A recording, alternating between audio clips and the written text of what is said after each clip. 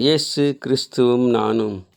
இந்த வேத வசனம் லூக்கா 10:2. அப்போது அவர் அவர்களை நோக்கி, அறுப்பு மிகுதி, வேலையாட்களோ கொஞ்சம்.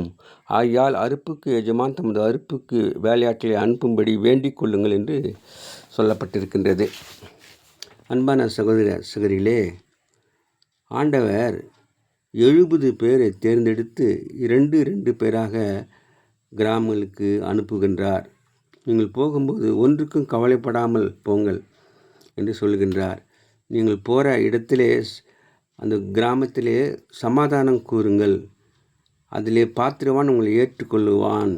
அங்கே தங்கியிருங்கள். உங்கள் சமாதானம் ஏற்றுக்கொள்ளப்படவில்லை என்றால் தூசியை உதறிவிட்டு வந்து விடுங்கள் என்று சொல்கிறார். அப்போது இந்த காரியத்தை சொல்கிறார், அறுப்பு மிகுதி, வேலையாட்களை கொஞ்சம்.